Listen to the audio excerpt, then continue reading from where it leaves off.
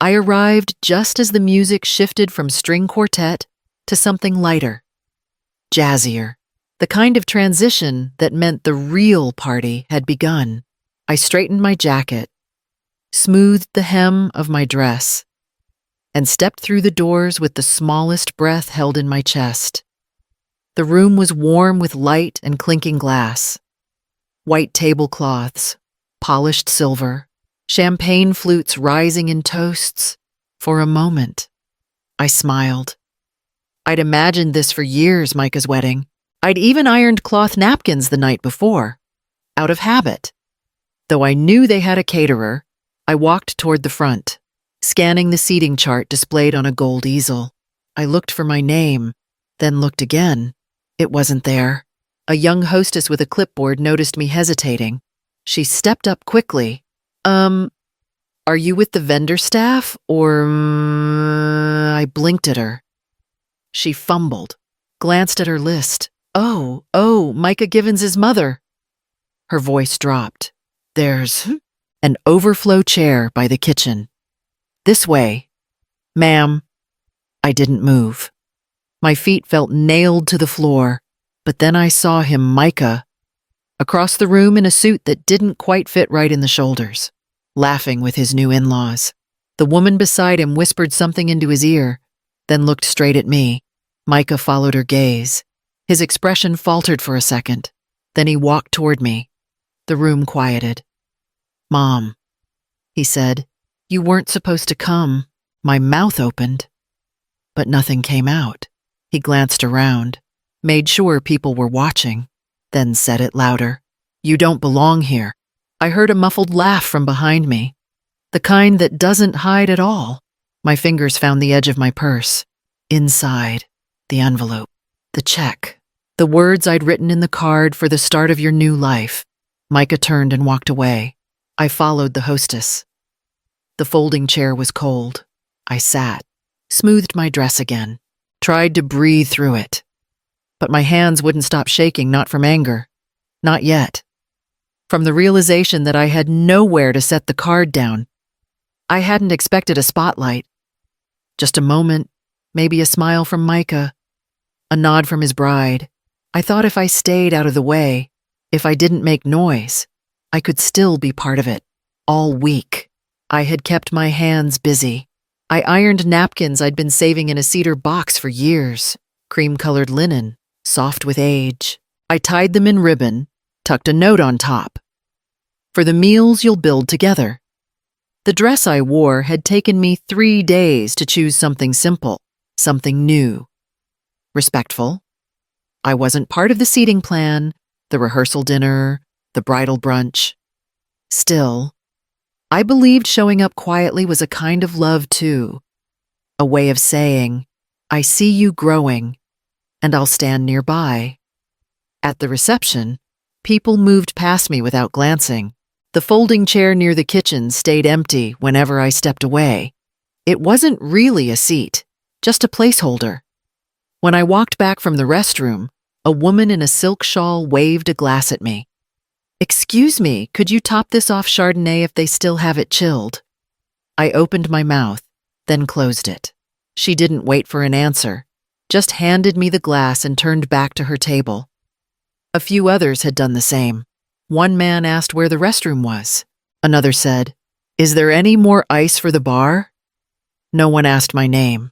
I stood near the service door for a while, holding the wine glass, letting it grow warm in my hand. I watched Micah clink glasses with his bride. I watched her mother give a toast, ending with tears. Applause rose like a wave and rolled past me, untouched. In my purse, the envelope waited, heavy with paper, heavier with silence.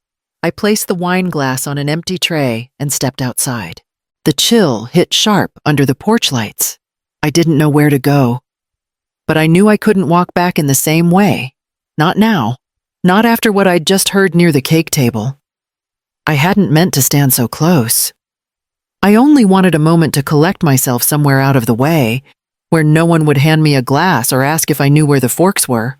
The cake table was tucked into a corner, half covered with gauze and fake petals. I lingered near it, listening to the soft hum of music, the clatter of plates. That's when I heard them. "She just wants attention," the bride said. Her voice was low but crisp, the kind that cuts whether you mean to hear it or not. "She looks like she dressed for a memorial," her friend added, and they both laughed. Micah told me she didn't pay for a single thing. Not the venue, not the flowers. He said she's always like this makes things about her. I pressed my hand to the flap of my purse. The envelope was still there. I hadn't taken it out, hadn't written my name on the outside. Just a handwritten card inside for your beginning, with love, Mom. The check was dated 2 weeks ago. I remembered walking into the bank, asking the teller if it should be certified. She said, "No, it's the thought that matters." I stepped back, just once, and bumped into someone. A young woman in black with a headset. "Ma'am," she said, not unkindly, "I was told you're not needed here. Perhaps the side exit." She didn't know who I was, just someone loitering too close to the cake. I nodded. I didn't argue. I didn't ask who told her that. The door she pointed to led to the side driveway. Cold air swept in as I pushed it open. The music blurred behind me. For a moment, I stood still, holding onto my purse like it might fly away. Then I walked down the steps. Slowly, one hand on the railing. My car was parked in the far corner, under a flickering light. The car door shut with a hollow thud that felt louder than it should. I sank into the seat and stared through the windshield at nothing, just lights and shadows moving across the pavement. My hands were still clenched, not from rage, but from restraint, from knowing I'd swallowed more than I should have, and still felt like I was the one intruding. I rested my purse on the passenger seat and opened it. The envelope was still untouched. It hadn't wrinkled, hadn't torn, hadn't even been held by the boy it was meant for. My hand hovered over my phone. There were so many numbers I could have called. Friends, neighbors, people who would have told me I didn't deserve this. But none of them would know what to do, not really. So I scrolled until I found it. Allan Calder. I hadn't called him since Walter's funeral. He'd moved to Virginia after retiring from the Navy, far from everything. Always kind, always watchful, always just a little too quiet to know what he was holding back. But I remembered his words, spoken in my kitchen years ago, back when Micah first stopped answering my Sunday calls. "If he ever forgets what roots look like, call me." I never thought I'd need to. But tonight, I pressed his name. The line rang once, then twice. Then Elira, I hadn't said a word. But he knew. "I'm at the wedding," I said. My voice cracked. "It's worse than we imagined." There was silence on the line. The kind that isn't empty.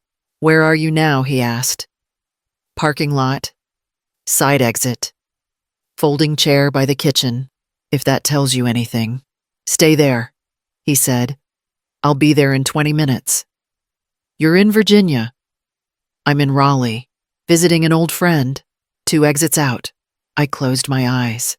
"Elira," he said gently, "you did everything right. Now let me do something." I didn't speak. Just ended the call and folded the envelope shut again. Then I saw headlights turn into the lot. Not his yet, but the first sign something was shifting. The black sedan pulled in exactly 23 minutes later. I hadn't moved. I just sat there, palms on my lap, like a child waiting to be called back into class. When the headlights dimmed, I opened the door and stood. Allan stepped out slowly. One hand braced on a cane I didn't remember him having. His hair had gone silver. His posture still carried that quiet dignity, shoulders square, eyes steady, not a single movement wasted. He didn't hug me. He didn't need to. He just nodded once, then said, "Tell me what happened." So I did. I kept it brief. The seating chart, the wine glass, the whispers near the cake table. His jaw clenched once, only once, when I mentioned the part about the planner asking me to leave. He looked up at the building, the rows of glowing windows, the echo of laughter behind glass. Then he looked back at me. "Let them see," he said. "Let them see who raised the man they now clap for." I hesitated. "Allan, I don't want to make a scene." "We won't," he said simply. "But we'll remind the room how Micah came to wear that suit." Then he offered me his arm. We walked toward the entrance together, slow but firm. A man in black opened the door before we even reached it. No one asked questions. No one looked away fast enough. The music had shifted again. People were gathered near the dance floor. Micah stood beside his new bride, raising a glass. Her family crowded close. The moment was staged perfectly until Allan and I stepped past the curtain and into the light. A few guests turned first, then more. The volume in the room dropped like a lifted needle. Allan didn't pause. He kept walking, and I matched his pace. We reached the center of the room before Micah even turned to see us. He froze. I saw his new mother-in-law lean in, whisper something. But Allan raised his voice not loud, just enough. "So," he said, "this is the man of the hour." The moment Allan and I stepped fully into the reception hall, the air shifted. Conversations broke off mid-sentence. A few glasses froze halfway to mouths. Even the DJ, sensing something he couldn't name, dragged the music volume down until it was nothing but a faint hum under the lights. Someone near the head table gasped loud enough that several guests turned toward her. The bride's mother clutched her husband's arm as if steadying herself. Eyes darted from Allan to me and back again, trying to piece together a story they suddenly realized they were missing. Micah finally noticed us. His smile faltered first, then fell altogether. For a moment, he looked like the boy I used to walk into first-day classrooms uncertain, small, caught doing something he didn't want to admit to. Allan didn't give him time to recover. "Is this?" he asked, his voice low and even. "How you honor the woman who gave you breath." Micah opened his mouth, closed it, opened it again. A soft stutter escaped before any real words could form. "Uncle Allan, we didn't." "It's not." The bride stepped forward, her hand slipping into the crook of Micah's elbow. "Sir, this isn't the time." "We're in the middle of—" Allan didn't even look at her. "Elira paid for this room," he said. "This wine, that dress." His cane tapped once against the floor, sharp enough to echo. "Not for thanks, for legacy. And you." His gaze settled on Micah. Steady, almost sorrowful. "You chose erasure. No one breathed. No one dared to." He hadn't shouted. He hadn't even raised his tone. But somehow the quiet of his words carried further than any accusation ever could. The bride's father lowered his glass. A bridesmaid took a step back. Even the DJ stopped pretending to search for the next song. Micah swallowed hard, the sound loud in the stillness. "Mom," he said finally, voice cracking. We didn't mean, but whatever apology or excuse he was reaching for, I didn't hear the rest, because the room seemed to pull back from him all at once, making space for what was about to come next. Micah tried to stand taller, but his shoulders kept sinking with each pair of eyes landing on him. "You don't understand," he said. Words rushed, hands lifting in a helpless gesture. "She's always tried to control things. That's what this is. She makes everything about her." Allan tilted his head, one brow lifting with a quiet disbelief. "By working double shifts to buy you piano lessons." His voice was soft enough that only a few people heard it. But they were the right few. Micah's mouth snapped shut. I felt my hand drift toward my purse almost on its own. The envelope inside was pressed flat from how tightly I'd held it earlier. I pulled it free, not dramatically, not even with intention, just with the steady movement of someone laying down the last piece of a truth she no longer needed to hide. The card looked small against the linen-covered gift table, almost swallowed by brighter envelopes and shiny boxes. Still, I slipped it into the center, among all the things meant for their future. No one noticed at first. No one except Allan. I didn't say a word. Didn't explain what was inside. Didn't explain what it meant that it wouldn't be spent after all. I simply stepped away. Whispers rose like a shifting wind. Tugging at the edges of the room, I felt eyes on my back, some sharp, some softened by something that felt almost like regret as I moved toward the far wall.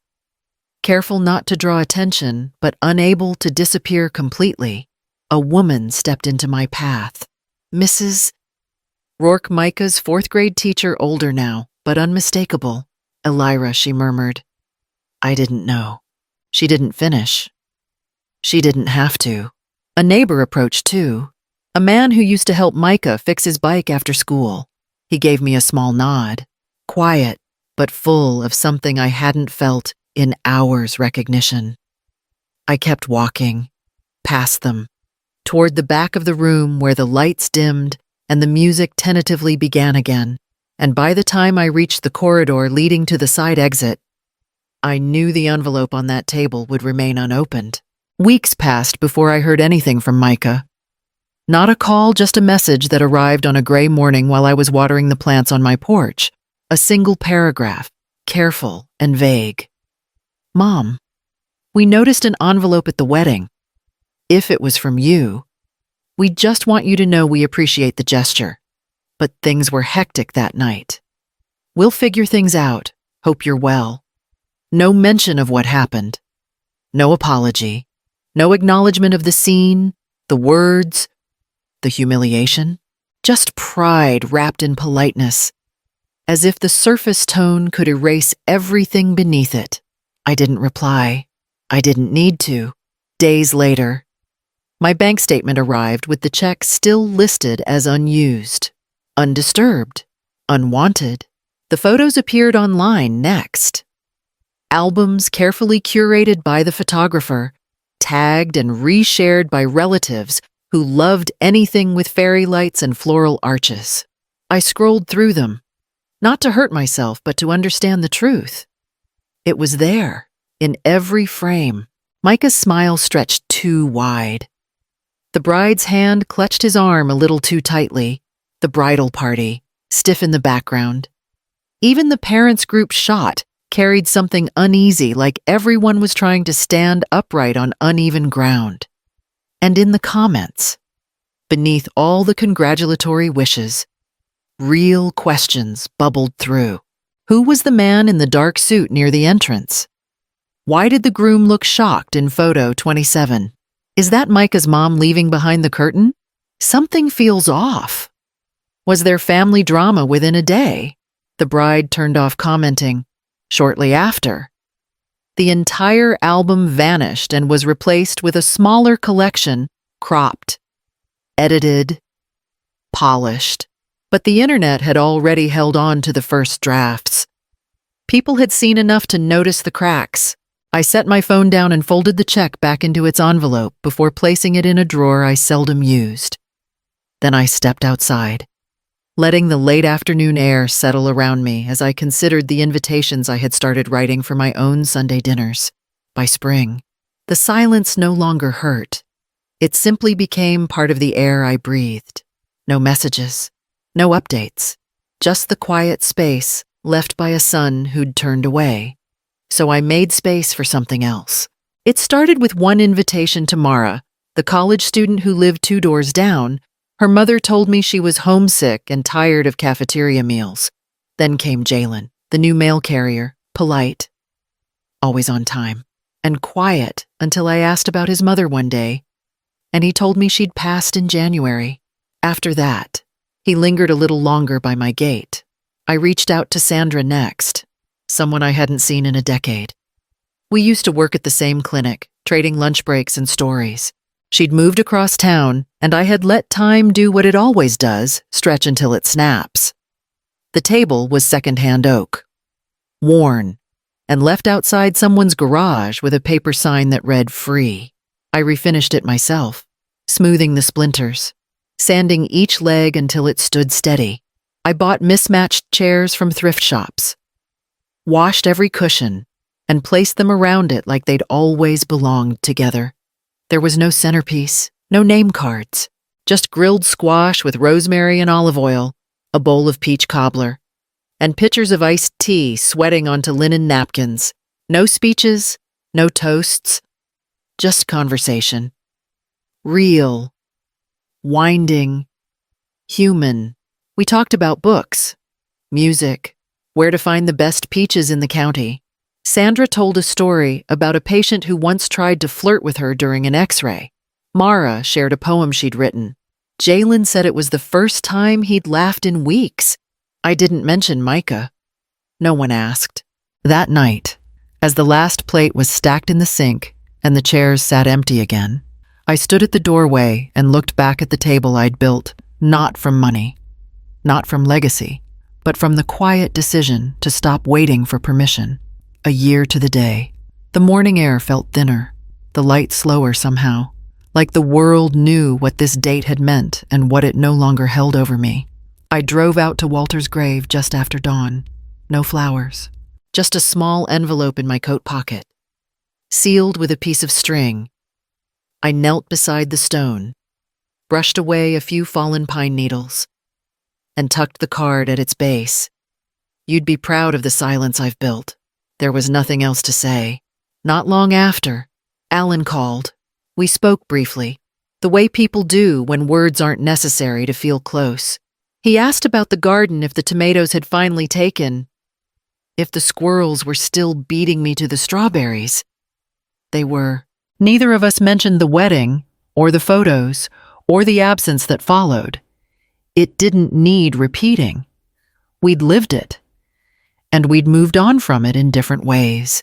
Micah hadn't called. No letter. No new attempt to smooth things over. And for the first time, I didn't feel the hollow space where his voice should have been, because I'd stopped waiting for it. That weight, the one I carried all those years, hoping to be seen, to be invited, to be thanked, had loosened its grip. The peace wasn't loud. It didn't announce itself. It just sat with me, steady as breath. That afternoon, I returned home and walked through my garden, fingers grazing the tops of mint and basil. Sun warming my back. There was dinner to think about, chairs to set, a cake to cool on the windowsill. I heard laughter 2 houses over, Mara's voice. Maybe, and the clink of glass being set on a table.